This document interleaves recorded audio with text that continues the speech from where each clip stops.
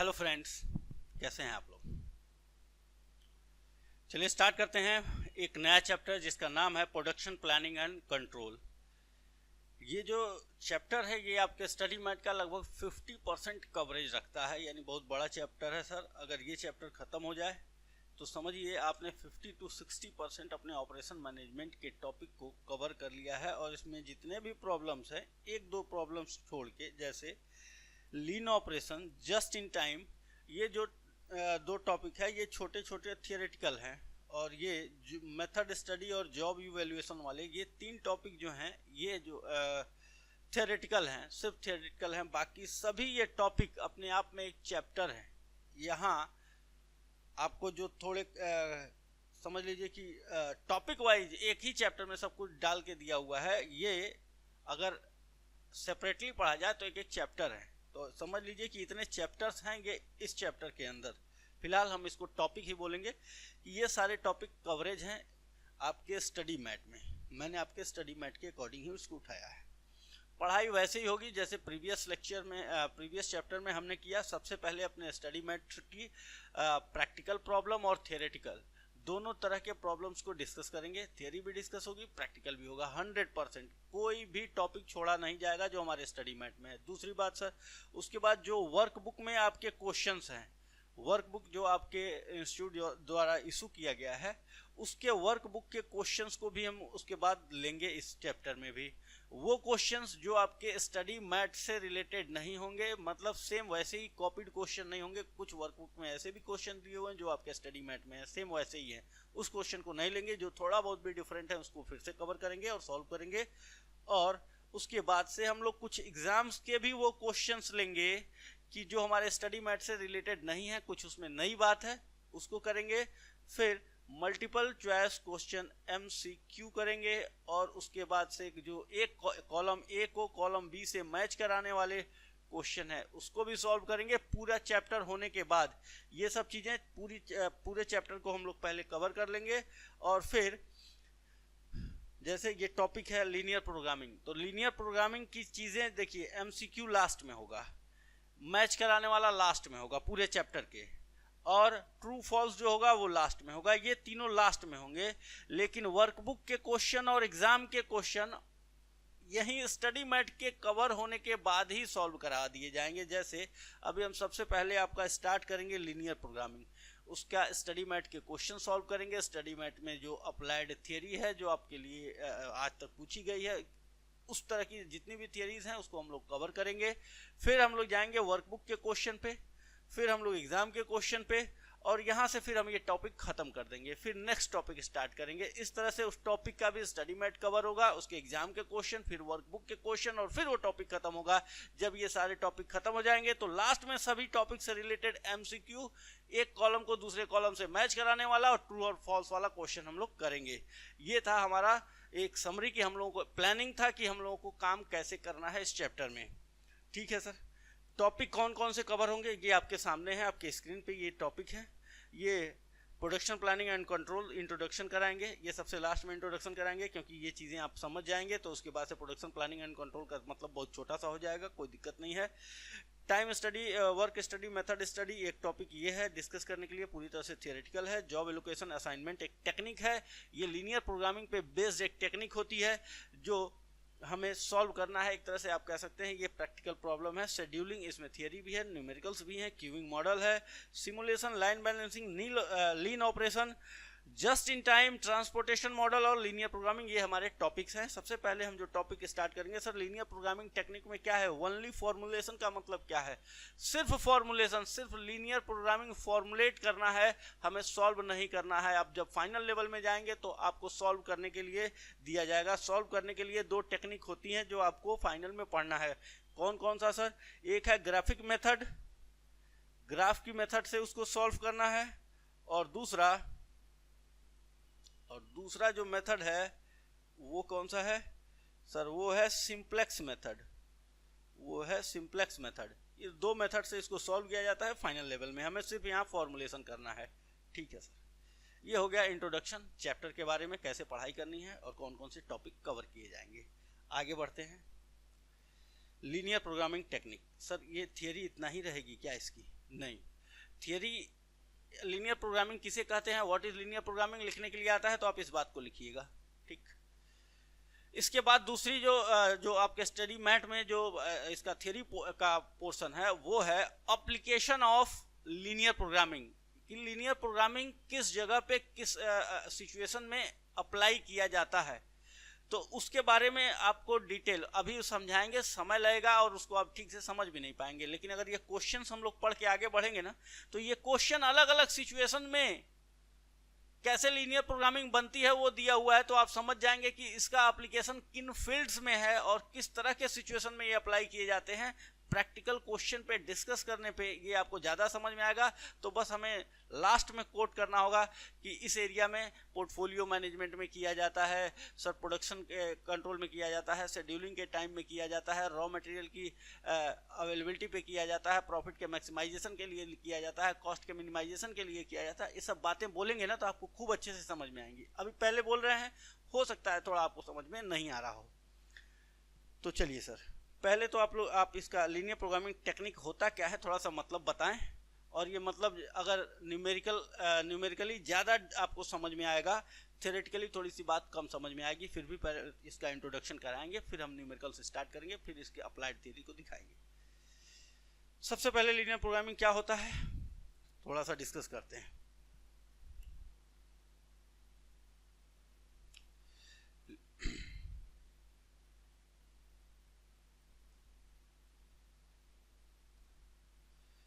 लिखेंगे आप linear programming is a technique. Linear programming एक टेक्निक है सर। फिर for how to utilise limited resources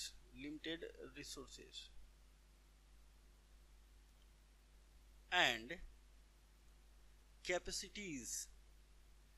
हमारे पास जो भी लिमिटेड रिसोर्सेज और कैपेसिटीज हैं उनको कैसे यूटिलाइज किया जाए, दोज रिसोर्सेज। कौन से resources sir? Those resources having alternative use. In resources का क्या है? अल्टरनेटिव, फेंके पड़े हुए रिसोर्सेज नहीं है। अगर इसको आप यहाँ यूज नहीं करेंगे तो ये कहीं और यूज हो सकते हैं, यानी ये हमारे लिए वैल्यूएबल हैं, फ्री की चीज नहीं है कि उसको आप मैनेजमेंट करना या उसको कम से कम खर्च करना और उससे ज़्यादा से ज़्यादा फ़ायदा लेना। ये हमारे दोनों चीज़ें, कम से कम वो खर्च होगा और अधिक से अधिक फ़ायदा होगा। सर अनलिमिटेड रिसोर्सेज हैं, बिना काम की चीज़ है, तो उससे 1 रुपया भी मिल जाए तो ठीक है, तो पढ़ाई करने की ज़रूरत ही नहीं है। पढ़ाई करने की ज़रूरत वहाँ पड़ती है कि सर एक ही पेन है, इसी से सारा काम चलाना है, अब इसमें आप कोई टेक्निक लगाइए। तो ये टेक्निक लगाना होता है कि हम कम से कम खर्चे में एक पेन से, सर 100 पेन पड़ी हुई है, जिसको जो मन करे उठा के लिखे, तो वहाँ कौन सी technique? Those resources having alternative use for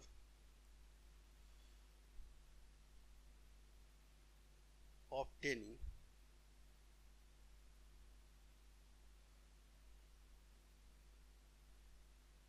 the particular objective। बस ये लीनियर प्रोग्रामिंग यही लिखा हुआ था, हमने यहाँ थोड़ा सा इसको लिख दिया कि आपको भी लिखना होगा। तो ये 4 पार्ट में अगर लिखेंगे तो ज़्यादा आपके दिमाग पे प्रेशर नहीं पड़ने वाला है। लीनियर प्रोग्रामिंग सर एक टेक्निक है, इस टेक्निक से किया जाता है। हम अपने रिसोर्सेज जो स्केयर रिसोर्सेज हैं, जिनका लिमिटेड हैं, उनको अच्छे तरीके से यूटिलाइज करें, अधिक से अधिक अल्टरनेटिव यूज, यानी वो फालतू नहीं पड़े हुए हैं। For obtain a particular objective. हमारा एक ऑब्जेक्टिव होता है सबके साथ। जैसे अगर कॉस्ट है तो कॉस्ट के साथ हमारा ऑब्जेक्टिव है मैनेजमेंट का कि उसको मिनिमम रखना है, कम से कम कॉस्ट पे सर प्रॉफिट अधिक से अधिक। यानी प्रॉफिट के रिस्पेक्ट में अगर आपका ऑब्जेक्टिव पूछा जाए तो क्या कहेंगे? सर प्रॉफिट मैक्सिमाइजेशन हमारा ऑब्जेक्टिव है। कॉस्ट के रिस्पेक्ट में कॉस्ट को मिनिमाइज करना हमारा ऑब्जेक्टिव है। टाइम के रिस्पेक्ट में कम से कम टाइम में ज़्यादा से ज़्यादा प्रोडक्शन करना, ये हमारा ऑब्जेक्टिव है। आपसे रेवेन्यू हो या सेल्स हो, इसके रिस्पेक्ट में पूछा जाए तो रेवेन्यू या सेल्स को मैक्सिमम करना सर हमारा ऑब्जेक्टिव है, वो उस पर्टिकुलर ऑब्जेक्टिव को ऑब्टेन करना अधिक से अधिक, ये पूरे लीनियर प्रोग्रामिंग में हमारे शामिल है। अब लीनियर प्रोग्रामिंग सर टेक्निक है, आपने कहा तो ये प्रोग्रामिंग क्यों कहा जाता है, जानते हैं मैथमेटिक्स में आइएगा तो दो चीजें हैं, कौन कौन सी। पहली बात तो लीनियर का मतलब समझा देते हैं। लीनियर का मतलब होता है रैखिक, जिस इक्वेशन पे मैक्सिमम पावर 1 हो उसे लीनियर इक्वेशन, और जिस इनइक्वालिटीज पे, ये प्रोग्रामिंग क्यों कहा गया, मैथमेटिक्स का वर्ड इनइक्वालिटीज या इक्वेशन भी यूज किया जा सकता था, लेकिन दोनों इसमें यूज होते हैं। लीनियर इक्वेशन दोनों मतलब समझाते हैं आपको, और लीनियर इनइक्वालिटीज नाम तो सुना ही होगा आपने। इनइक्वालिटीज जो है, जैसे इक्वेशन का मतलब होता है 2x + 3y = 5 और 2x + 3y > 5 या <= 5 या <5 या <5। अगर इस तरह का सिंबल यूज होता है तो इनइक्वालिटीज कहते हैं इसको, और इस तरह का सिंबल यूज हो जाता है तो इक्वेशन कहते हैं। और इन दोनों का जो कॉम्बिनेशन होता है वो लीनियर प्रोग्रामिंग कहलाता है, इसीलिए इसको प्रोग्रामिंग कहा गया। ना लीनियर इक्वेशन कहा गया, ना लीनियर इनइक्वालिटीज कहा गया, इसको लीनियर प्रोग्रामिंग कहा गया। लीनियर का मतलब सर इसका मैक्सिमम पावर 1 होता है। जब इसको ग्राफ पे ड्रॉ करते हैं तो ये एक सीधी लाइन मिलती है, इसलिए इसका नाम लीनियर प्रोग्रामिंग रखा गया। लीनियर का मतलब आप समझ चुके होंगे, सीधी लाइन। जब ग्राफ पे x की वैल्यू 0 पुट करिएगा तो y की वैल्यू कुछ मिलेगी, फिर x की वैल्यू कुछ और पुट करिएगा फिर y की कुछ वैल्यू मिलेगी। उस पॉइंट को इस ग्राफ पे प्लॉट करिएगा x और y का, और उसको मिलाइएगा तो हमेशा सदा ही वो एक सीधी लाइन मिलता है। तो इसलिए इसको लीनियर प्रोग्रामिंग कहते हैं। जब कब इसका मैक्सिमम पावर जब 1 होता है तब। सर हमारे सिलेबस में मैक्सिमम पावर 1 वाला ही पढ़ना है। जी हाँ, हमारे में मैक्सिमम पावर 1 वाला ही पढ़ना है, इसी को लीनियर प्रोग्रामिंग। आगे लीनियर लगा हुआ है चैप्टर के नेम, टॉपिक के नेम पे, ये एक चैप्टर भी कह सकते हैं आप। सर ये लिमिटेड रिसोर्सेज क्या होते हैं? लिमिटेड रिसोर्सेज ये होते हैं कि इनइक्वालिटीज का जब इस पे यूज किया जाता है ना, तो ये लिमिटेड रिसोर्सेज होते हैं कि सर ये 50 केजी का अपने पास सामान अवेलेबल है या 100 घंटे अपने पास अवेलेबल हैं, तो हम इससे ज़्यादा यूज नहीं कर सकते। हम 100 घंटे यूज़ करेंगे या 99 यूज़ करके हमारा ऑब्जेक्टिव पूरा हो रहा है, 98 करके पूरा हो रहा है तो 98 ही करेंगे, क्योंकि इससे ज़्यादा टाइम अवेलेबल ही नहीं है। मैक्सिमम 100 घंटे बाद आपको डिलीवरी दे देनी है। तो सर आप 101 घंटे में सर हम तो सब कुछ बना लेंगे, खूब प्रॉफिट कमाएंगे, सब कुछ हमारे अकॉर्डिंग होगा, लेकिन 101 घंटा लगाएंगे सर नहीं। वो जो कंज्यूमर है, जो कस्टमर है, हमको ऑर्डर दिया वो चला जाएगा हमें छोड़ के, आपका कोई मतलब नहीं है। तो आप 100 घंटे में काम करिए, यही इसी को कांस्टेंट कहा जाता है। लिमिटेड रिसोर्सेज को कांस्टेंट कहा जाता है। क्या कहा जाता है सर? एक वर्ड यूज करेंगे हम, कांस्टेंट। कांस्टेंट मतलब बाध्यता। हमारे सामने बाध्यता होगी ये 100 घंटे की कि आप 99 में कर लीजिए, ठीक सर 98 में हम अगर ऑर्डर पूरा कर दें तो ठीक, कोई दिक्कत। लेकिन सर अगर 101 घंटा लगेगा, कस्टमर तुरंत छोड़ के चला जाएगा, 100 घंटे के लिए वो राजी हुआ है। तो लिमिटेड रिसोर्सेज हैं, यानी हमें लेस देन इक्वल टू 100 घंटे या उससे कम में अपना काम पूरा कर लेना है। ये बाध्यता है हमारे पास आवर्स की, यानी ये हमारे रिसोर्सेज हैं। मशीन 100 घंटे से ज़्यादा चल ही नहीं सकती सर, हमारे पास कॉन्स्टेंट है। 50 केजी से अधिक रॉ मटेरियल मिलेगा ही नहीं। ऑर्डर आप कहीं दे दीजिए, 50 केजी से अधिक मिलेगा ही नहीं। तो सर 48 केजी में हम अपना सारा यूनिट बना लें जिससे प्रॉफिट मैक्सिमम हो जाए, बना लीजिए। लेस देन इक्वल टू 50 लगा दीजिए, 50 केजी में बन जाता है सर। जितने यूनिट हम बेच सकते हैं 50 केजी में बना लेंगे, बना लीजिए। 49 केजी में बना लेंगे, बना लीजिए। सर 40 केजी में बना लेंगे, बना लीजिए, आपका ऑब्जेक्टिव पूरा हो रहा है तो। लेकिन उससे ज़्यादा मिलेगा ही नहीं, लिमिटेड रिसोर्सेज। इस तरह की बात जब होती है, फिर लिमिटेड रिसोर्सेज का मतलब लीनियर प्रोग्रामिंग में अगर आपसे कहा जाता है कि हमें सर प्रॉफिट मैक्सिमाइज करना है, लेकिन जो मटेरियल यूज करना है वो कम से कम 50 किलो यूज करना है, इससे कम तो यूज ही नहीं करना है। अगर इससे कम यूज हुआ तो कस्टमर नाराज हो जाएगा, कहेगा सामान खराब है। तो हम क्या करें सर? 50 किलो या उससे ज़्यादा यूज करें, हाँ 51 किलो लगा देंगे, कस्टमर खुश है, वो दाम देने के लिए तैयार है। 51 केजी का हमसे ले लीजिएगा। वो कहता है हमारे लिए गेट बनाइए जो कम से कम 50 किलो का हो। लोहे का गेट बनाइए जो कम से कम 50 किलो का। हमने कहा ठीक है बना देते हैं। 51 किलो का रहेगा साहब, चलेगा। 52 किलो का रहेगा, चलेगा। 60 केजी का रहेगा, चलेगा। 50 किलो से कम बनाओगे तो पैसा नहीं देंगे, हम ऑर्डर कैंसिल कर देंगे। ठीक है सर, लिमिटेड हो गया। अब हमको कम से कम जो सामान ले आना होगा 50 से ऊपर ही ले आना होगा, तो ग्रेटर देन इक्वल टू का साइन लगेगा। मतलब ये कॉन्स्टेंट्स हैं, ये एक इनकी सीमा होती है कि उनको उसके नीचे ही रखना है या इससे ऊपर ही रखना है, इससे मोर देन रखना है या एटलीस्ट इतना रखना है। इस तरह की एटमोस्ट या एटलीस्ट, दो वर्ड इसमें अगर इंग्लिश के आप सोचेंगे तो कॉन्स्टेंट के लिए दो वर्ड उपयुक्त हैं। कौन कौन से? इसमें एटलीस्ट कम से कम इतना, यानी इससे ऊपर होगा चलेगा। एटमोस्ट अधिक से अधिक इतना, इससे नीचे होगा तो चलेगा, इससे ऊपर जाएगा तो गड़बड़ हो जाएगा। अगर इस तरह की बातें होती हैं, इसीलिए कहा जाता है इस तरह का हम प्रोग्रामिंग करेंगे, इस तरह की इनइक्वालिटीज डेवलप करेंगे। ये दोनों मैथ्स के टॉपिक हैं। इस तरह की इनइक्वालिटीज डेवलप करेंगे जिससे ऑब्जेक्टिव हमारा अचीव हो जाए। और ये मत समझिएगा कि ये रिसोर्सेज फ्री में है। फ्री में है मतलब खाली पड़े हुए हैं, इनका कोई यूज नहीं है। तो अगर यूज नहीं होता तो उसकी पढ़ाई नहीं होती। तो हमेशा वैल्यूएबल चीज का ही वैल्यू निकाला जाता है, उसी के लिए कैलकुलेशन होता है। इसीलिए लिखा जाएगा इसमें those resources having alternative use. इसीलिए उसको परफेक्ट, अधिक से अधिक जितना उसका अच्छा यूटिलाइजेशन कर सकते हैं उसका एफिशिएंट यूटिलाइजेशन करिए आप। For obtain the particular objective, वही है। ठीक है सर, ये जो बात है, अब आप इसको थोड़ा सा एक एग्जाम्पल के थ्रू दिखाइए करके, तो हमें बात समझ में आए कि लीनियर प्रोग्रामिंग का मतलब क्या होता है। दोनों समझ गए ना? टेक्निक में लीनियर प्रोग्रामिंग क्या होता है? दो mathematical concept, equation and inequalities. अब देखिएगा वो आपके सामने आएंगे, बहुत कठिन नहीं है, बहुत ही आसान है।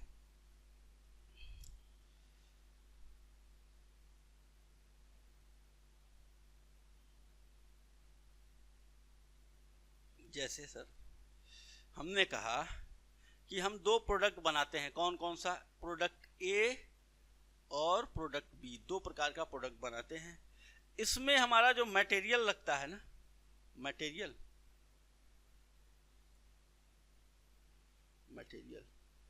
इसको बनाने में 5 किलो लगता है और इसको बनाने में 6 किलो लगता है सर।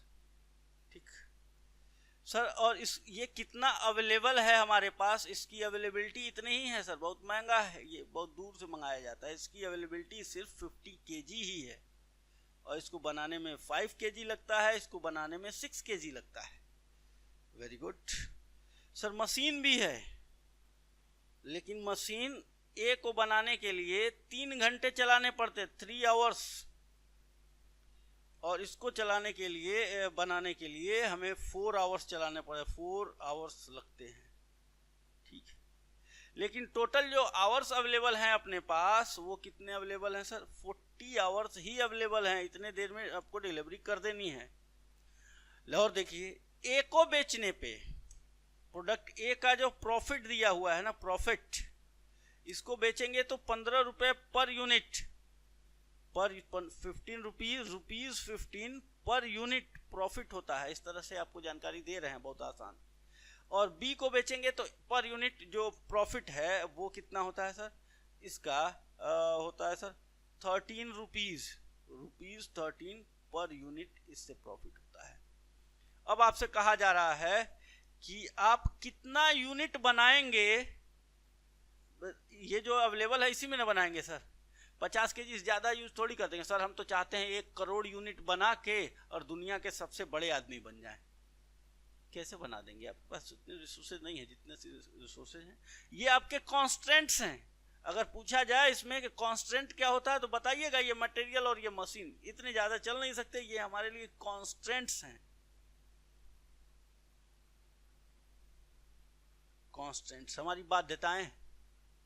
ये मेरा ऑब्जेक्टिव है जिसको अचीव करना है, और ये ऑब्जेक्टिव अगर प्रॉफिट है तो लिखा नहीं होगा। ये आपको पता रखना है कि इतना तो बिजनेसमैन है तो आपको पता है किसको मैक्सिमाइज करना है, किसको मिनिमाइज करना है। अगर यही नहीं पता है तो बिजनेस मत करिएगा, क्योंकि आप साउंड माइंड नहीं है। प्रॉफिट है तो सर उसको हम मैक्सिमाइज करेंगे। ठीक, ऑब्जेक्टिव। ये लिमिटेड, ये रिसोर्स मटेरियल सर, ये अगर आप नहीं यूज करेंगे तो कोई और इसका हर जगह यूज है। लिमिटेड रिसोर्सेज हैं हमारे पास, इसका अल्टरनेटिव यूज है, यानी ये वैल्यूएबल चीजें हैं। इनका अधिक से अधिक उपयोग करिए और ये अपना मैक्सिमाइज करिए। ठीक है सर। अब आपसे यही पूछा जाता है, how many unit of produce of each product, दोनों प्रोडक्ट के कितने यूनिट प्रोड्यूस किए जाएं, each product that maximise our profit, जिससे हमारा प्रॉफिट क्या हो जाए, मैक्सिमम हो जाए। ये आपको क्वेश्चन इस तरह से बनते हैं, इस तरह का यही लीनियर प्रोग्रामिंग है।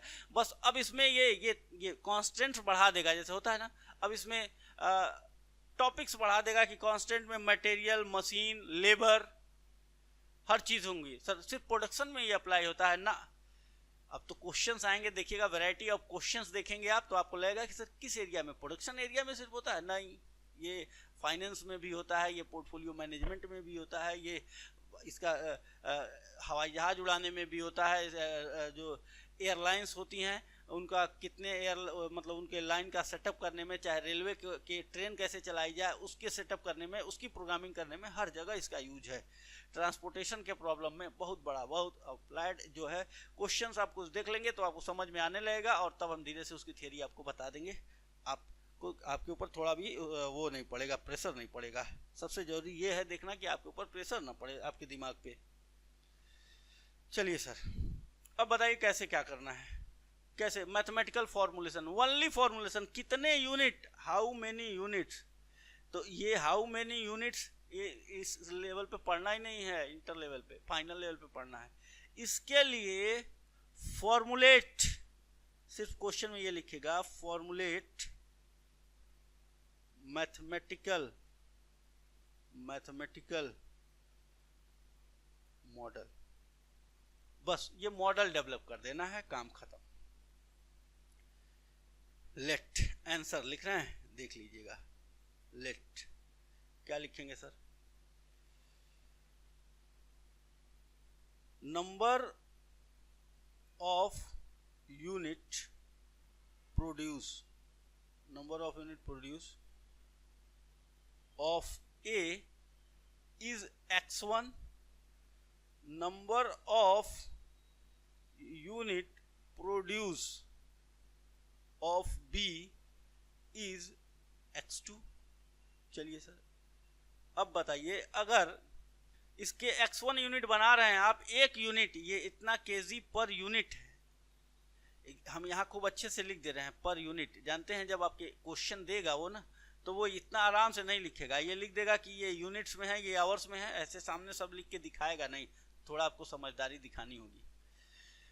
तो एक यूनिट ये 5 kg लगता है सर, और इसका x1 यूनिट बना रहे हैं सर, 2 यूनिट बनाते तो 5 × 2 10 kg सर, 3 यूनिट बनाते तो 5 × 3 15 kg सर, x1 यूनिट बना रहे हैं तो 5 × x1 इतना kg, 5 × x1 इतना kg आ गया। ये एक में 5 kg तो x1 में x1 × 5 kg सर, एक में ये 6 kg लगता है तो इसका हम x2 यूनिट बना रहे हैं तो 6 × x2 kg।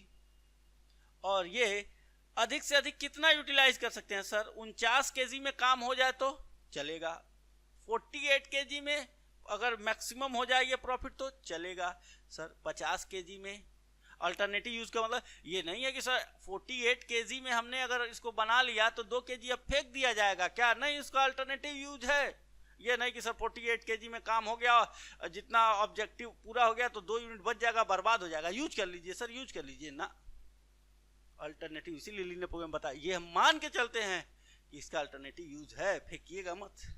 तो 50 या उससे कम में हो जाए अच्छा है, उससे ज्यादा अवेलेबल ही नहीं है, ठीक है। बस इसको क्या कहते हैं, इसको कहते हैं हम लोग मटेरियल कांस्टेंट, ठीक है ना, मटेरियल कांस्टेंट हो गया। सर दूसरा कौन है, मशीन कांस्टेंट है क्या, ये भी हमारे सामने बाध्यता है क्या, जी हाँ, आपके सामने ये भी 40 घंटे से ज्यादा अवेलेबल नहीं है।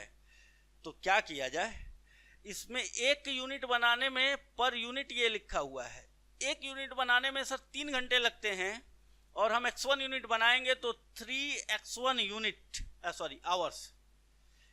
1 यूनिट को बनाने के लिए 3 घंटे, तो 2 यूनिट के बनाने के लिए 6 घंटे कैसे आ रहे हैं सर? सर 3 इंटू 2 कर दे रहे हैं। 4 यूनिट बनाने के लिए 3 इंटू 4 कर दे रहे हैं, तो x1 यूनिट बनाने के लिए 3 इंटू x1 कर दिया, बस ये इतने आवर्स लगेंगे।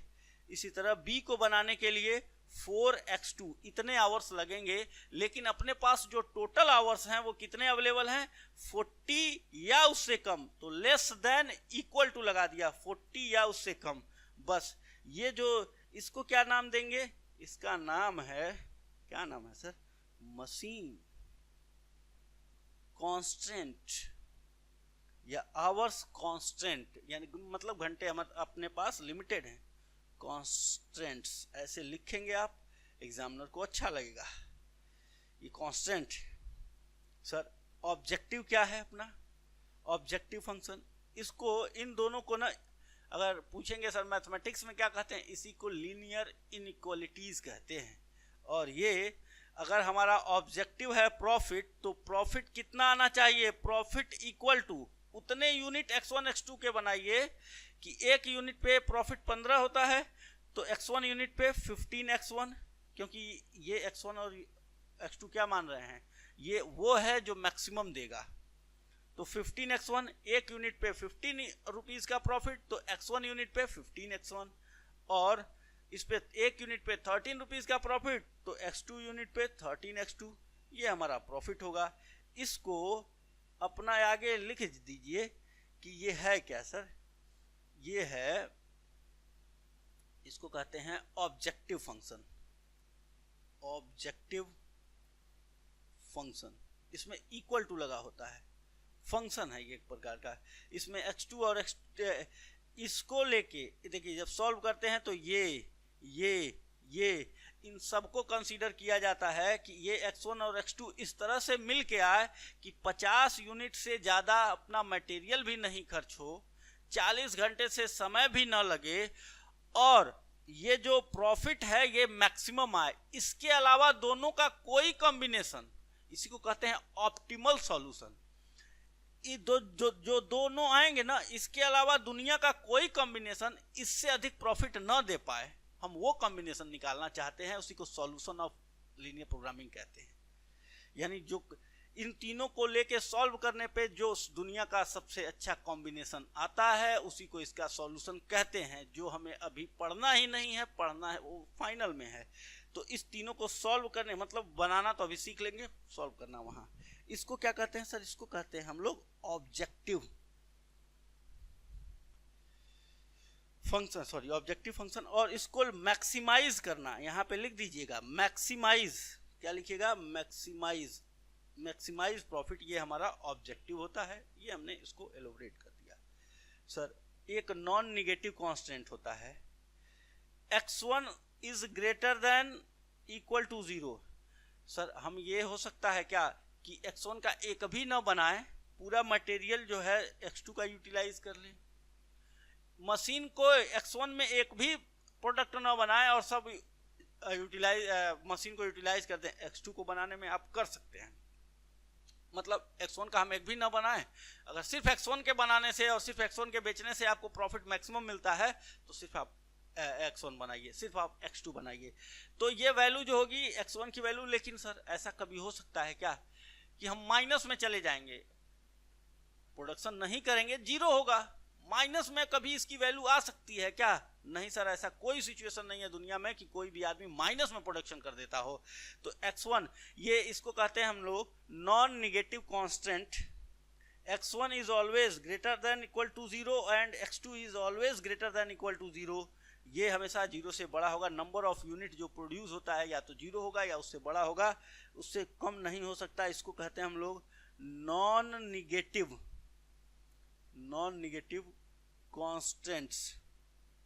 कांस्टेंट्स, और इसको बेसिक सॉल्यूशन भी कह सकते हैं।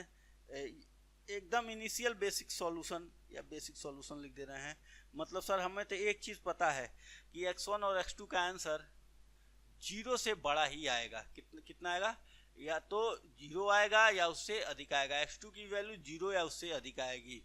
ठीक है, इसे नॉन निगेटिव कांस्टेंट कहते हैं जहां पे प्रोडक्शन होता है। तो ये यानी अब x1 x2 की वैल्यू जो आएगी वो इन सबको सेटिस्फाई करे, इसको इसको इसको इसको और इसको, इन सबको सेटिस्फाई करेगी। तो जो वैल्यू इन सबको सेटिस्फाई करेगी जिसपे ये मैक्सिमम होगा, ये x2 था ना, x2 यहाँ लिख दीजिए, इसी को कहते हैं फॉर्मुलेशन। अब इसको सॉल्व करना, इसके लिए अलग टेक्निक है, अलग तरीका है। हो गया सर, यही है लीनियर प्रोग्रामिंग। यानी देख लीजिए, ऑब्जेक्टिव फंक्शन रहेगा, देखिएगा जब कॉस्ट होगा, टाइम होगा, कोई भी नुकसान होगा उसको मिनिमम करना है, यहाँ पे लिखेंगे मिनिमाइज।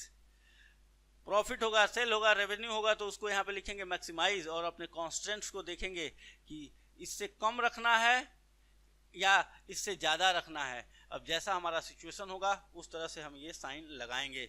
यानी अभी तक जो बातें हमने आपसे डिस्कस की वो सब बातें यही थी। थियरी में जो बातें लिखी गई थी देख लीजिए, क्वेश्चंस कैसे बनते हैं। थियरी में बातें लिखी गई थी कि लीनियर प्रोग्रामिंग टेक्निक है, हमने बताया बिल्कुल टेक्निक है। इसमें मैथमेटिकल कई सारे कॉन्सेप्ट अप्लाई होते हैं, इसलिए मैथमेटिक्स का कोई एक टॉपिक इसका नाम नहीं दे सकते, इसलिए इसको लीनियर प्रोग्रामिंग कहा जाता है। लीनियर इसलिए कि मैक्सिमम पावर 1 होता है, इसको ग्राफ पे प्लॉट करेंगे तो सीधा लाइन जाता है, इसलिए इसको लीनियर कहते हैं। और ये लिमिटेड रिसोर्सेज हैं जिनको हम कॉन्स्टेंट्स कहेंगे। आज से इस प्रोग्रामिंग में कॉन्स्टेंट्स कहेंगे। ऑब्जेक्टिव को अचीव करना है, ऑब्जेक्टिव को अचीव करना है, और ऑब्जेक्टिव को भी समझा दिया आपको। यानी जो भी थियरी लिखी हुई है उसके साथ जो क्वेश्चंस हैं इस तरह की बातें होंगी और टॉपिक होता है समाप्त। अब आते हैं सेम इसी तरह के क्वेश्चंस आपके स्टडी मैट के में दिए हुए हैं और आपके स्टडी मैट का हम लोग करेंगे अब डिटेल डिस्कस। क्वेश्चंस को सॉल्व करेंगे ताकि आपका कॉन्फिडेंस लेवल बढ़े। सर इसको मिटा सकते हैं आप? मिटा दिया हमने। अब आ जाइए आप। ये लीनियर प्रोग्रामिंग क्या होता है सर देख लीजिए। अब क्या यही बात यहाँ लिखी गई है? जी हाँ, linear programming is a optimisation technique. It is a technique. Optimisation हुआ मतलब, सर ऑप्टिमाइजेशन का मतलब कि अगर कॉस्ट है तो मिनिमम। ऑप्टिमल का मतलब होता है हमारे लिए अनफेवरेबल चीज़ों को मिनिमम करना, फेवरेबल चीज़ों को मैक्सिमम करना, इसी को ऑप्टिमल कहते हैं। तो ऑप्टिमाइजेशन टेक्निक है। प्रॉफिट है तो किस कॉम्बिनेशन पे मैक्सिमम आएगा ये जानना। It is a technique for specifying how to use limited resources or capacities of a business to obtain a particular objective, such as जो particular objective क्या है, such as least cost, cost हो वो कम से कम, highest margin, margin होगी तो अधिक से अधिक होगी, least time, time होगा तो कम से कम उसको करना है। ये एग्जांपल्स दे दिया है। when those resources have alternative uses, in resources को बेकार मत समझिएगा, इनका यूज है, वैल्यूएबल है। 48 यूनिट में मैक्सिमम आ रहा है तो 2 यूनिट बचा के रख लीजिएगा, फिर आगे यूज हो जाएगा। ठीक है सर, यही लिखा हुआ है।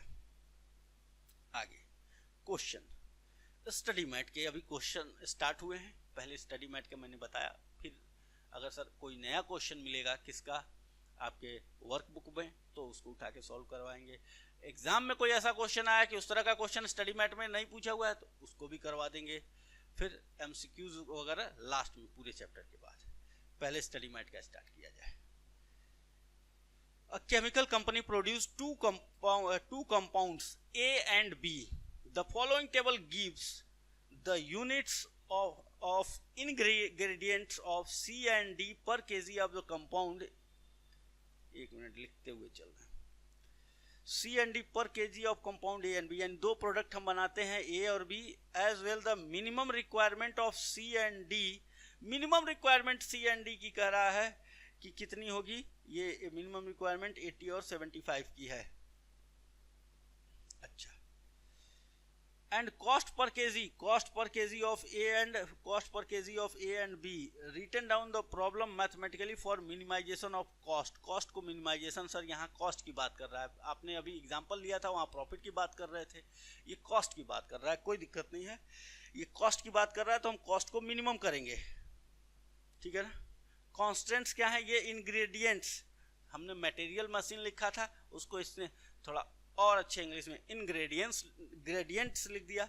तो इंग्रेडिएंट्स जो होंगे अपने C और D हैं जिनको यूज किया जाता है। ये कम से कम कितना यूज करिएगा? कंज्यूमर है, कहा कम से कम 80 किलो यूज करिएगा इसको। इससे ऊपर होगा तो पैसा देंगे, एक्सेप्ट करेंगे, इससे कम हुआ तो छोड़ देंगे, वहीं से वापस कर देंगे सामान। हमने कहा ठीक है, देख लीजिए लिखा हुआ है, हम अपने पास से नहीं कर रहे हैं। A and B as well as minimum requirement of C and D, ये मिनिमम है C, इससे ज़्यादा यूज करिएगा एक्सेप्टेबल। यानी ग्रेटर देन इक्वल टू का साइन लगेगा, ये पढ़ते ही समझ जाना है आपको। सर इसके लिए 50 कम से कम 75 kg का यूज करिएगा, उससे ज्यादा करिएगा हम खुश होंगे, पैसा देंगे। उससे अगर कम यूज किए तो तुरंत वापस। चलिए सर, और कॉस्ट पर केजी, लेकिन कॉस्ट अपनी बढ़नी नहीं चाहिए, 4 रुपया पर किलो से और 6 रुपया पर किलो से ज्यादा नहीं आनी चाहिए, ये हमारा ऑब्जेक्टिव है। ठीक है सर, इसको बनाने में कितना केजी लगता है? मान लीजिए 1 केजी में है तो 1 किलो लगता है, इसको बनाने में 2 किलो लगता है, इसको बनाने में 3 किलो लगता है, इसको बनाने में 1 किलो सामान लगता है। और इसकी अवेलेबिलिटी जो है, अवेलेबिलिटी नहीं कहिए सर, ये अनलिमिटेड है, लेकिन इससे कम यूज नहीं करना है। किससे? 80 और 70 से, उससे कम किए तो वो पैसा देगा ही नहीं। अच्छा है, तो लीजिए क्वेश्चन समझ में आ गया। 1 2 3 ये तो आपके पास क्वेश्चन है, हम क्वेश्चन सामने ले लेते हैं क्योंकि हम नए पेज पे इस क्वेश्चन को सॉल्व करेंगे। नया पेज सर इधर ले लिया आपने। चलिए आंसर, इस क्वेश्चन का लिखने जा रहे हैं हम आंसर। आंसर क्या लिखेंगे? लेट क्वेश्चन नंबर कौन सा था?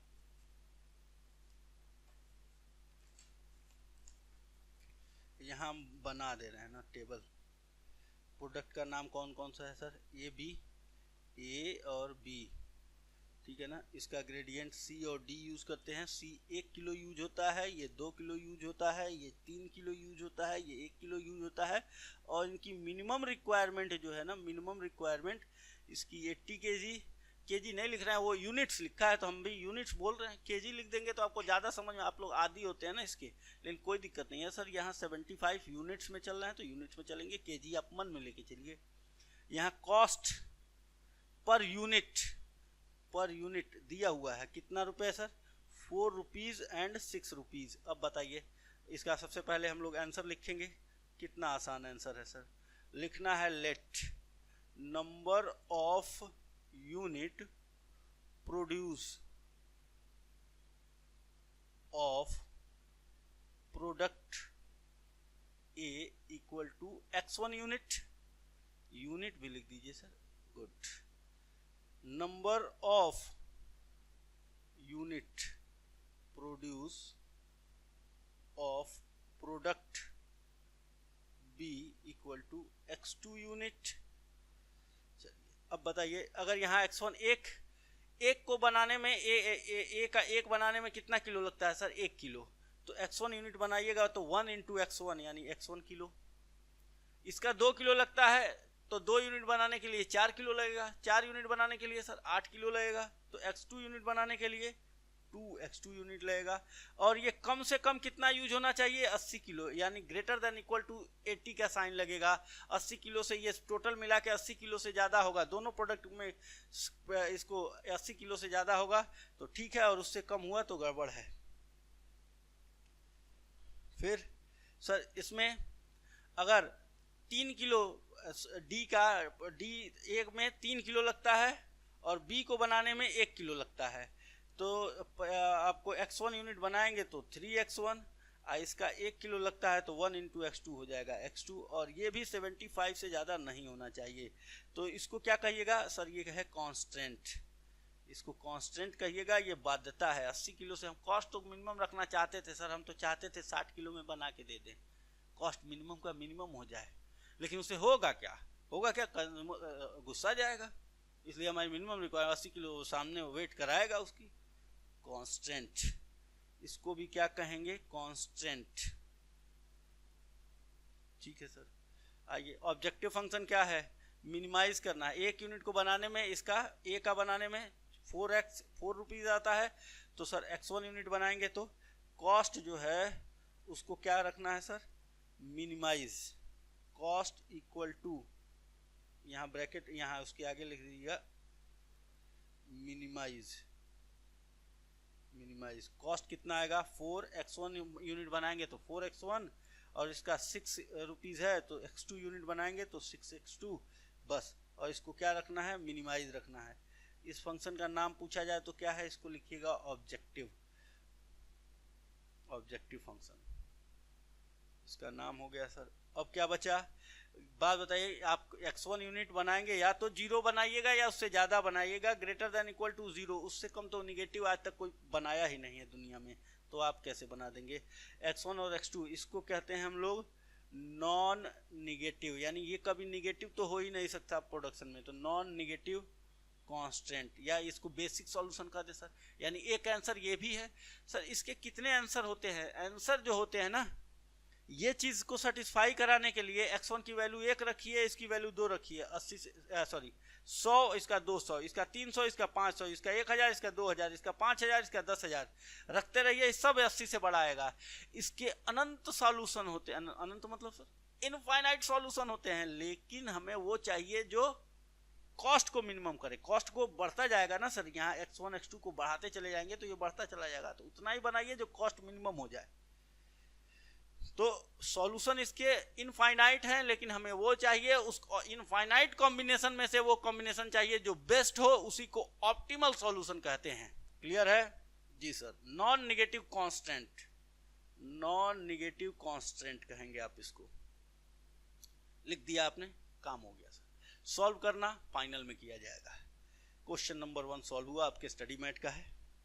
नेक्स्ट क्वेश्चन ये आपके सामने है, लिख लीजिए, ऐसे लिख लीजिए आप। मिनिमम रिक्वायरमेंट ए बी हो गया, कॉस्ट पर यूनिट हो गया जी sir, number of unit produce, कितना जल्दी चला गया, x1 हो गया, x2 लिख लिया आपने। ये ग्रेटर देन इक्वल टू का साइन क्यों लगाए पता है। ये क्वेश्चन में क्या था, ये इसका मतलब एटलीस्ट, मतलब मिनिमम का मतलब क्या हुआ, मिनिमम रिक्वायरमेंट एटलीस्ट यानी कम से कम, तो एटलीस्ट वाले में हमेशा ग्रेटर देन इक्वल टू का साइन लगता है। 80 से कम नहीं चाहिए सर, कम से कम 80 चाहिए, इससे ज्यादा हो ठीक है। एटमोस्ट अधिक से अधिक इतना रहे, इससे कम होगा तो ठीक है, इससे ज्यादा हुआ तो गड़बड़ है। तो एटमोस्ट में लेस देन इक्वल टू लगता है, एटलीस्ट में ग्रेटर देन इक्वल टू लगता है। बाकी हम लोग क्वेश्चन में पढ़ते रहेंगे और समझते रहेंगे सर। नोट कर लिया हमने, आप आगे बढ़ें अगले क्वेश्चन की तरफ। चलिए डिलीट कर दें इसको। अगला क्वेश्चन ये है आपके स्टडी मेट का। नेक्स्ट क्वेश्चन आपके सामने आ गया।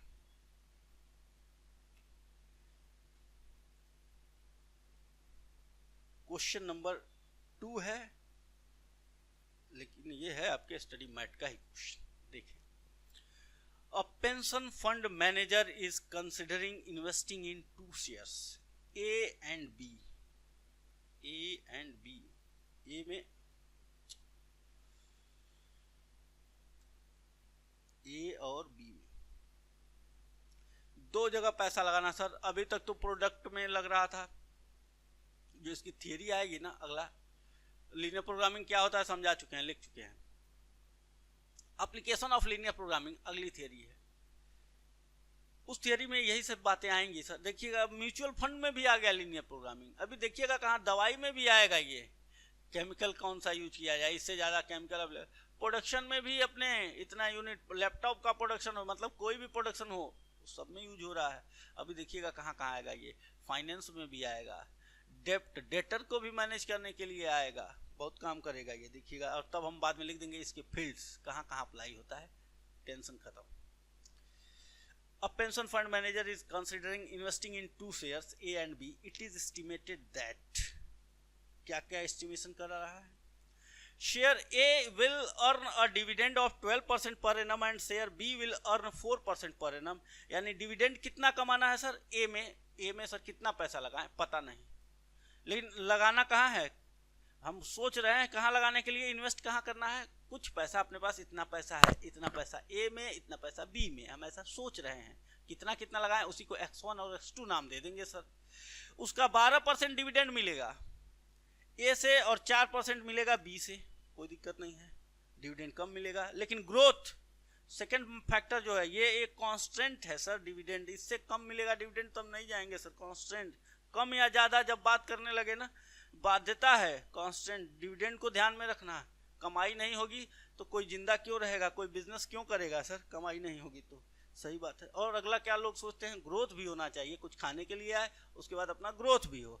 ग्रोथ कितना होना चाहिए, ये भी कांस्टेंट है क्या जी, इसको भी कांस्टेंट कहते हैं।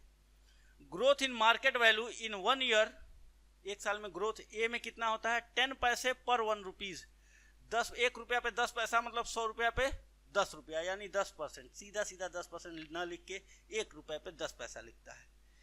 इन्वेस्टेड 1 रुपीज इन्वेस्टेड, 1 रुपया इन्वेस्ट करिएगा तो 10% का इस पे ग्रोथ होगा। 40 पैसा का ग्रोथ इसमें होगा 1 रुपया इन्वेस्ट करने पे। बी में 40% का ग्रोथ है। जी सर, इसमें डिविडेंड 4% देता है लेकिन 40% का ग्रोथ देता है, और ये 12% का डिविडेंड देता है लेकिन ग्रोथ 10% का देता है। दोनों में अपने अपने लिमिटेशंस हैं सर। उन्हीं लिमिटेशंस में एक कॉम्बिनेशन बनाना चाहते हैं, कुछ पैसा इसमें कुछ पैसा इसमें। अगर ठीक है, सिर्फ पहले में ही लगाने से सबसे ज्यादा फायदा हो रहा है तो दूसरे में मत लगाइए ना, क्योंकि हमारा x1 is greater than equal to 0 है। पहले में 0 लगाएंगे सर, दूसरे में पूरा लगा देंगे, कोई दिक्कत नहीं है। अगर उसी पे मैक्सिमम प्रॉफिट आए तो, अपना ऑब्जेक्टिव अचीव हो जाए तो। ये नहीं है दोनों में लगाना है, मजबूरी है, ना ना ना ना ना, ये मत सोचिएगा। He require investing the minimum total sum which will give, वो कम से कम पैसा लगाना चाहता है जिससे इसका ये ऑब्जेक्टिव पूरा हो जाए। कौन सा objective? Dividend income at least rupees, ये कुछ नहीं है तो रुपीज 600 पर एनम, 600 रुपया डिविडेंड आना चाहिए। अब इससे कम आया, देखिए हम लगा दिया ना कांस्टेंट, हम बोले थे डिविडेंड कांस्टेंट, 600 रुपया से कम डिविडेंड आया मानेंगे नहीं। And growth in 1 year at least rupees 1000, और ग्रोथ वाला जो हम कैलकुलेशन करेंगे रुपए में, तो वो कम से कम 1000 रुपए का होना चाहिए ऑन इनिशियल इन्वेस्टमेंट। हाँ, इनिशियल इन्वेस्टमेंट पे 10,000 की ग्रोथ और 600 रुपये डिविडेंड मिले, ऐसा कॉम्बिनेशन बनाइए। जो परफेक्ट कॉम्बिनेशन होगा उसी को इसका सॉल्यूशन कहते हैं, लेकिन वो हमें करना नहीं है। हम मान लेते हैं सर x1 और x2 यही वो परफेक्ट कॉम्बिनेशन है जिसपे ये सभी कंडीशन सेटिस्फाई हो जाएंगे। तो मानिए क्वेश्चन लीजिए सर, पेज आ गया। अब इसमें आप क्या मानेंगे? क्वेश्चन मेरे सामने है, आपके भी सामने था, लेकिन किताब में अब आपके सामने होगा। आंसर लिखना है सर, यहाँ लिख दीजिए ना, यहाँ ए और ये बी, यहाँ डिविडेंड, ये डिविडेंड एक कांस्टेंट है सर, ग्रोथ दूसरा कांस्टेंट है। ये ए में डिविडेंड कितना है? 12% पर एनम था, बी में 4% था, पक्का ना? जी सर, 12 इसमें 10% का ग्रोथ है और इसमें 40% का ग्रोथ है। ये 600 रुपए से, ये लिखा हुआ एटलीस्ट लिखा है, क्या लिखा हुआ है? डिविडेंड एटलीस्ट, इससे कम नहीं होना चाहिए, इससे ज्यादा हो जाए, ये मिनिमम रिक्वायरमेंट है अपनी सर। इससे ज्यादा हो जाए मजा आ जाए, इससे कम होगा तो सजा हो जाएगी। ग्रोथ 1000 रुपए से ज्यादा हो जाए मजा आ जाए, कम तो सजा हो जाए, मतलब ग्रेटर देन इक्वल टू का साइन लगाना है ए पे। और कोई हमारे पास मिनिमम इनकम हो ही गया, ये हो गया बस सर। तो दोनों को मिला के अब हमको अच्छा इन्वेस्टमेंट मिनिमम रखना है। अपना ऑब्जेक्टिव क्या है? इन्वेस्टमेंट जो होगा कम से कम, बोला था ना रिसोर्सेज अपने पास फालतू नहीं है, इन्वेस्टमेंट जो होगा वो मिनिमम। बस ये हमारे सामने क्वेश्चन था, इतना बातें लिखी गई थी। अब इसका आंसर लिखना हम शुरू करते हैं। देखिए, let x1 is the amount invested in, ये क्या था सर? म्यूचुअल फंड था ना, फंड मैनेजर ऑफ, दो फंड थे, शेयर्स ए, अच्छा, इन्वेस्टेड इन शेयर ए, ये शेयर्स है, शेयर ए इज x1, कितना? x1 रुपीज इसमें हमने लगा दिए, सही है। ये वो परफेक्ट कॉम्बिनेशन है x1। x2 is the amount, late लिख चुके हैं पहले, amount invested in share B equal to x2 rupees, ये इसमें इतना लगा दिए सर। तो ये बताइए, ये परसेंटेज का मतलब होता है 0.12 रुपीज में लिखना हो तो 1 रुपये पर 12 पैसा। 4% का मतलब 0.04 सर। ग्रोथ कितना है? 10% का मतलब 0.1, 40% का मतलब 0.4। चलिए, तो अगर x1 अमाउंट पे इसमें कितना डिविडेंड मिलेगा? 12% का मतलब होता है 0.2। x1 रुपये लगा रहे हैं सर, तो उसमें इंटू कर देंगे 0.12 से, तो 0.12 x1 इतना रुपया डिविडेंड मिलेगा ए से, शेयर ए से। शेयर बी से x2 रुपीज लगाए हैं सर, 100 रुपये लगाए होते तो 4% 4 रुपया मिलता, 200 रुपये लगाए होते तो 8 रुपया, और x2 रुपीज लगाए हैं तो x2 का 0.4, और ये ग्रेटर देन इक्वल टू होना चाहिए 600, और ये क्या है अपना, यही था, इसका नाम दे दीजिएगा डिविडेंड कांस्टेंट। डिविडेंड कांस्टेंट ये हमारी बाध्यता है। इसमें कितना पैसा लगाए हैं सर, x1। इसमें ग्रोथ कितने परसेंट की होती है, 10% की। 10% मतलब 0.1 x1, इतना रुपया यहाँ से मिलेगा। इसमें ग्रोथ का पैसा कितना मिलेगा, 40%, यानी कि अगर x2 रुपीज लगाए हैं इसमें, तो x2 का सर ये 4% 0.04 था डिविडेंड में, और ये हो जाएगा 0.4, और ये भी किससे ज्यादा होना चाहिए, ग्रेटर देन इक्वल टू 1000 से होना चाहिए। ये कौन सा कांस्टेंट है अपना, ग्रोथ कांस्टेंट लिमिटेशन, बाध्यता। सर ऑब्जेक्टिव अपना क्या है, ऑब्जेक्टिव है मिनिमाइज इन्वेस्टमेंट, और इन्वेस्टमेंट टोटल अपना है कितना, एक में x1 किए प्लस एक दूसरे में x2, जिसमें ये जिस कॉम्बिनेशन पे ये कम से कम आए और ये दोनों पूरा हो जाएं, वही हमारा पूरा करेगा सर। किसी भी शेयर में आप या तो 0 लगाइएगा या उससे ज़्यादा लगाइएगा, कहीं माइनस में नहीं लगता। उधार नहीं लेना है आपको, किसी शेयर में आपको उधार में नहीं होता है। फाइनेंस में जाइएगा ना तो उसमें उधार में मिल जाता है, शेयर्स बोरो कर लेते हैं उधार में, दोस्त का लेके और उसमें टेक्निक लगा देते हैं, लेकिन यहाँ ये नहीं चलेगा।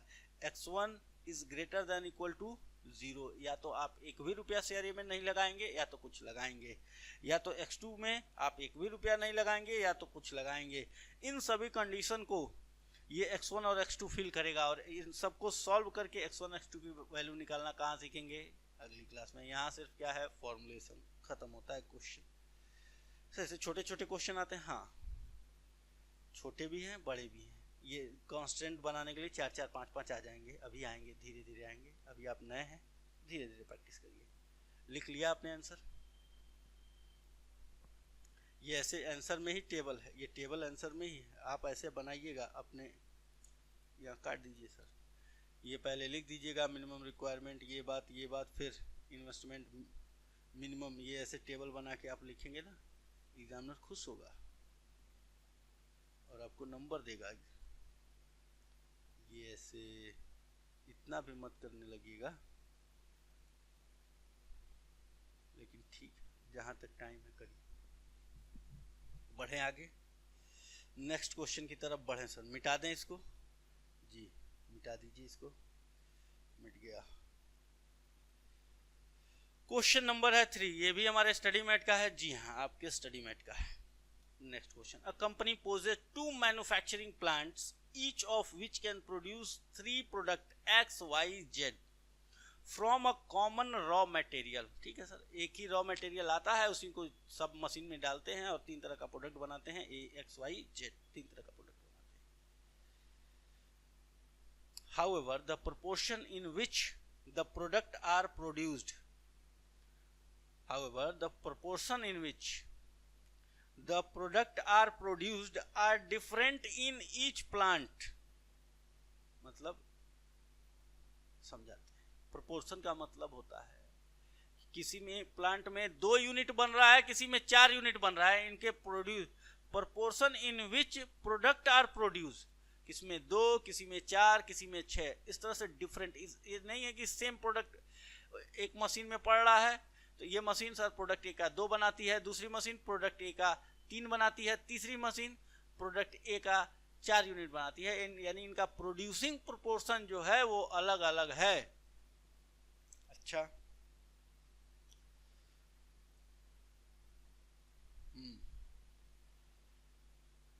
And so are the plant, ये हो गया ठीक है, are different in each plant and so are the plants operating cost per hour, और प्लांट का ऑपरेटिंग कॉस्ट भी दिया हुआ है per hour, operating cost per hour दिया हुआ है सर। अच्छा,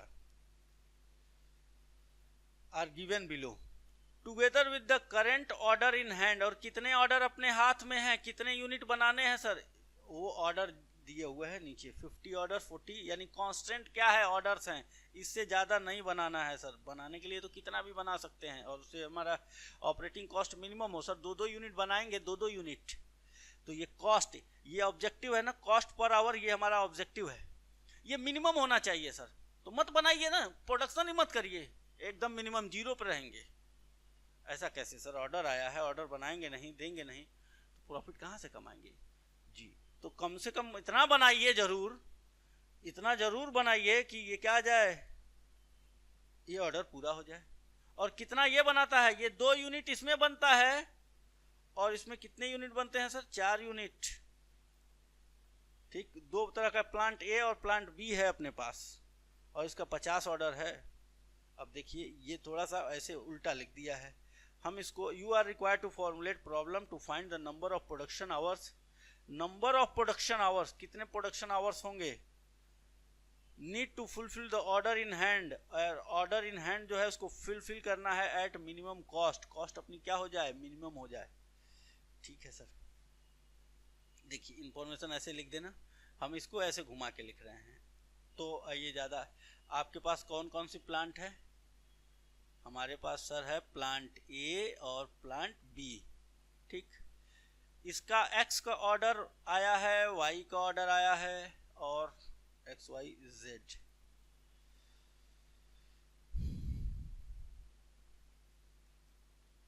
ए का कितना लगता है सर, क्वेश्चन में दिया हुआ है, ये देखिएगा क्वेश्चन में, आप देखिएगा हम उसको उल्टा कर दिए हैं।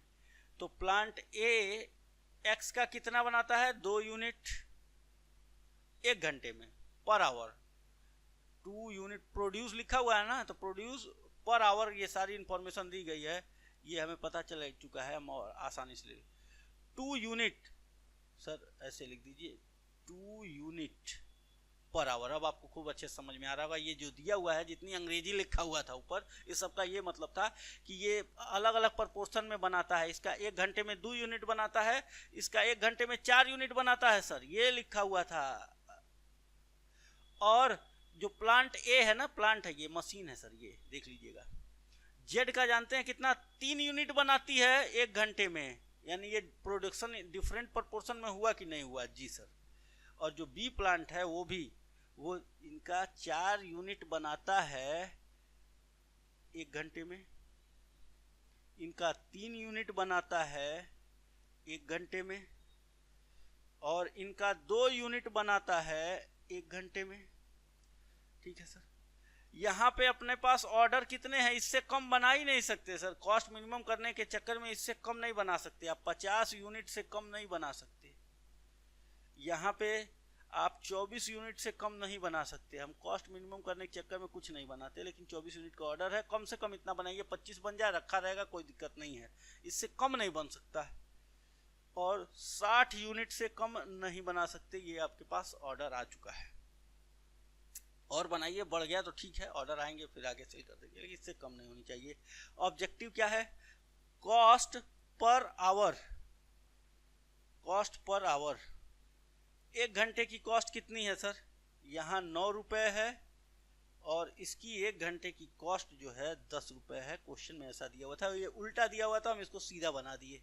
अब ये क्वेश्चन आपके सामने है, हम ये आंसर लिख रहे हैं सर, ठीक है ना। बस अब इसको लिखना है आपको, आपसे क्या पूछ रहा है कि कितने घंटे, मतलब ये 9 रुपए है ना, तो अब इसको मिनिमाइज करना है, तो हम कितने घंटे प्रोडक्शन करें कि हमारा ये ऑर्डर पूरा हो जाए, कितने घंटे प्लांट ए और प्लांट बी को चलाया जाए कि 1 घंटे में 2 यूनिट बनाता है, 2 और 4 इसका कॉम्बिनेशन मिला के 50 आ जाना चाहिए, कितने घंटे चलाए जाएं, यही पूछना चाहता था। तो हम लिख देंगे let number of hours work by plant A के द्वारा नंबर ऑफ आवर्स कितने वर्क किए जाएंगे, प्लांट ए के द्वारा x1 आवर्स, और number of hours work by plant B equal to x2 hours, ठीक। अब आप बताइएगा, अगर यहाँ पे 1 घंटे में 2 यूनिट, तो 2 घंटे में 4 यूनिट, 4 घंटे में 8 यूनिट, तो x1 आवर्स में 2x1 यूनिट ये बनेगा सर। और इसका कितना घंटे चल रहा है बी को, x2 घंटे चलाएंगे, 1 घंटे में 4, तो x2 घंटे में 4 इंटू x2, इतने ये यूनिट्स बनेंगे। 1 घंटे में 2, तो 2 घंटे में 4 यूनिट, तो 8 घंटे में 16 यूनिट, यानी ये सब यूनिट्स हैं। और ये यूनिट 50 से कम नहीं होनी चाहिए, ग्रेटर देन इक्वल टू 50। 50 तो ऑर्डर है सर, 49 देंगे तो लेगा नहीं। दूसरा सर इसका भी, तब तो आप समझ गए होंगे, ये हो जाएगा 4x1, इसमें 4x1 यूनिट बनेगा, इसमें x2 आवर्स में 3x2 यूनिट बनेगा, ये greater than equal to 24 unit. इसको क्या कहेंगे सर, ये कांस्टेंट है, इससे कम तो हम कर ही नहीं सकते, ये भी हमारे लिए क्या है, कांस्टेंट है। चलिए सर इसको बताइए तो, अरे कहाँ चले गए, तो ये z कांस्टेंट, z भी एक कांस्टेंट है, ये हो जाएगा 3x1, यहाँ नंबर ऑफ यूनिट कितने बनेंगे x1 घंटे में, 3x1 प्लस यहाँ पे कितने बनेंगे 2x2, greater than equal to 60 unit. और ये टोटल यूनिट 60 से नहीं होना चाहिए, ये तीनों हमारे कांस्टेंट थे, ठीक है सर। अपना ऑब्जेक्टिव क्या है, कॉस्ट पर आवर। इसको मिनिमाइज करेंगे कि मैक्सिमाइज करेंगे, ऑब्जेक्टिव फंक्शन, ऑब्जेक्टिव फंक्शन क्या होगा, कॉस्ट मिनिमाइज, मिनिमाइज कॉस्ट। और कॉस्ट कितनी आएगी सर, एक कॉस्ट 9 रुपए है 1 घंटे की, और हम x1 आवर्स चलाएंगे तो 9 इंटू x1, x1 वो टाइम है जो मिनिमम, इससे कम तो हो ही नहीं सकता, प्लस यहाँ पे 10 रुपए जाएंगे 1 घंटे के, और हम x2 आवर्स चला रहे हैं तो 10x2, टोटल इतनी ही कॉस्ट जाएगी। और ये दुनिया का कोई भी कॉम्बिनेशन हो जिसपे सबसे कम होगा और ये सब पूरा हो जाएगा, वही है मेरा आंसर, जो कब मिलेगा फाइनल में। सर ये भी हो गया, x1 से कभी x1 घंटे या तो हम 0 घंटे काम करेंगे, मशीन को बंद रखेंगे, या तो उससे 1 घंटे 2 घंटे चलाएंगे। हो सकता है एक ही मशीन से सर हमारा सब पूरा हो जाए, तो एक ही मशीन को चलाइए सर, दोनों मशीन के बिना काम नहीं चलेगा, दोनों चलाइए, लेकिन या तो 0 होगा या तो उससे ज़्यादा होगा, यानी कि x1 हमेशा 0 से greater than equal to 0, x2 भी ग्रेटर देन इक्वल टू 0। ये इससे कम आवर्स तो आप चला ही नहीं सकते। इनको क्या कहते हैं, नॉन निगेटिव कांस्टेंट। सर आप सभी क्वेश्चन सॉल्व कर देंगे क्या जी, ये हो गए हमारे नॉन निगेटिव कांस्टेंट। ये भी हो गया इस क्वेश्चन का आंसर, क्वेश्चन नंबर 3 का आंसर। यानी अभी तक हम 4 क्वेश्चन सॉल्व कर चुके हैं। पहला कौन सा था सर, आपका एग्जाम्पल। 3 हमारे क्वेश्चन हो गए इसके। सर चौथा भी कर दीजिए, एक और कर दीजिए एग्जाम्पल को लेके 5 क्वेश्चन, और आज की क्लास आप एंड कर दीजिएगा। ठीक है, आप लोग तेज लिख रहे हैं और हमें तेज लिखने वाले बच्चे काफ़ी पसंद भी हैं, इसलिए लिख लिया आपने इसको जी। पूरा टाइम देंगे आपको लिखने के लिए, हमें पता है आपका टाइम कीमती है, फिर भी समय तो देना पड़ेगा आपको। यहाँ तक लिख लिया आपने, ठीक, चलिए इसको हमने कर दिया डिलीट। अब हम चलते हैं नेक्स्ट क्वेश्चन की तरफ और आपसे करते हैं डिस्कस। क्वेश्चन नंबर है 4, ये भी सर इस हमारे स्टडी मेट का क्वेश्चन है जी हाँ।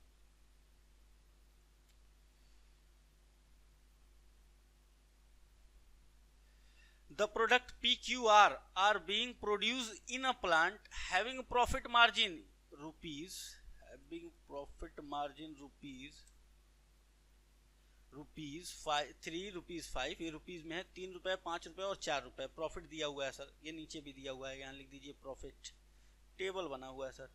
3 रुपए 5 रुपए और 4 रुपए।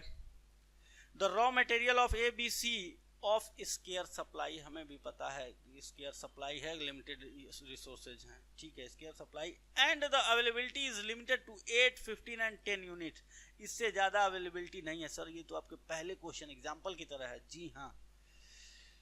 तो specify the consumption in is indicated in table below. इसमें कितना केजी, अगर ये केजी में है तो इसमें 2 किलो लगता है 1 यूनिट को बनाने में, इसमें 3 किलो लगता है, इसमें एक भी इसका नहीं लगता है, और टोटल कितना अवेलेबल है 8 केजी अवेलेबल है।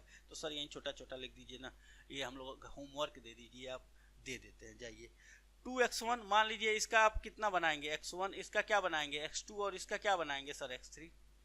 x1 का अगर 1 यूनिट में 2 किलो लगता है तो x1 यूनिट में 2x1, इसमें 3 किलो लगता है 1 यूनिट में तो सर x2 केजी लगेगा यानी 3x2। सर इसमें 0 लगता है तो एक भी नहीं लगेगा, और ये अवेलेबल है कितना 8 किलो यानी लेस देन इक्वल टू 8, पहला कांस्टेंट। सर दूसरा कांस्टेंट इसका 1 किलो 1 यूनिट को बनाने में 3 केजी लगता है तो x1 यूनिट बनाने में 3x1 केजी लगेगा।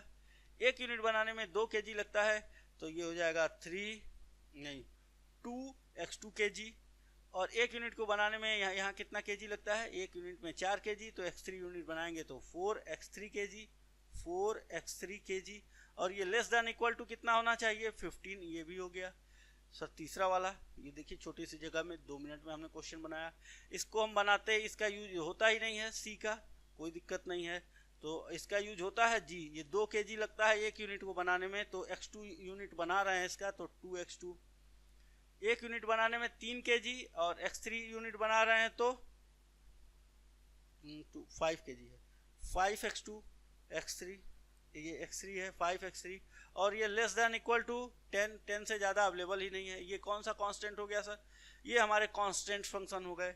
उसके बाद क्या लिख देंगे सर इसी क्वेश्चन में, ऑब्जेक्टिव प्रॉफिट फंक्शन है, 1 यूनिट पे 3 रुपए का प्रॉफिट तो x1 यूनिट पे 3x1 का प्रॉफिट, 1 यूनिट पे 5 रुपए का प्रॉफिट तो x2 यूनिट पे प्लस 5x2, 1 यूनिट पे 4 रुपए का प्रॉफिट तो x3 केजी पे 4x3। और सर ये प्रॉफिट क्या होना चाहिए, ऊपर लिख दीजिएगा, ये अब मैक्सिमाइज होना चाहिए। ये क्या है प्रॉफिट, इतना ये profit z equal to this, और ये मैक्सिमाइज होना चाहिए, प्रॉफिट फंक्शन भी हो गया। और क्या लिख देंगे sir, x1 is greater than equal to 0, 0 से बड़ा होना चाहिए, या तो इसका एक भी यूनिट नहीं बना है p का, या तो 1 यूनिट बनाएंगे प्रॉफिट मैक्सिमम के लिए, या तो 10 यूनिट बनाएंगे, लेकिन 0 से कम प्रोडक्शन नहीं होता। तो x1 is greater than equal to 0, x2 is greater than equal to 0, और x3 is greater than equal to 0। ये भी हो गया इसका सॉल्यूशन यहीं बैठे बैठे। नहीं सर अब रहने दें, आज की क्लास में बहुत सारे कॉन्सेप्ट हो गए, पूरा आपने लीनियर प्रोग्रामिंग डिस्कस किया, उसमें आपने बताया कि इसमें ये इनइक्वलिटीज भी शामिल है, इसमें इक्वेशन भी शामिल है, फंक्शन भी शामिल है, और इसके साथ साथ उसमें कांस्टेंट्स लगाने हैं। कांस्टेंट्स इसलिए हैं कि हमारे लिमिटेड रिसोर्सेज हैं, और इन सबको आपने वेरीफाई भी किया क्वेश्चंस के थ्रू। बस अभी इसमें एक ही टॉपिक लीनियर प्रोग्रामिंग में रह गया, इसका एप्लीकेशन एरिया देख रहे हैं कहाँ कहाँ अभी प्लांट्स पे अप्लाई हो रहा है। इसके पहले कहाँ अप्लाई हो गया था सर, एक जगह म्यूचुअल फंड में अप्लाई हो गया था, शेयर्स वाले में भी, अभी देखिएगा और कई जगह आएगा, और फिर हम इसको एलोबरेट कर देंगे, हमारा लीनियर प्रोग्रामिंग टॉपिक खत्म हो जाएगा। वैरायटी ऑफ क्वेश्चंस करवाएंगे आपको, ऐसा कोई क्वेश्चन नहीं होगा कि आपके एग्जाम में आए और आप उससे परिचित न हो। तो आज की क्लास यहीं खत्म करते हैं, थैंक यू।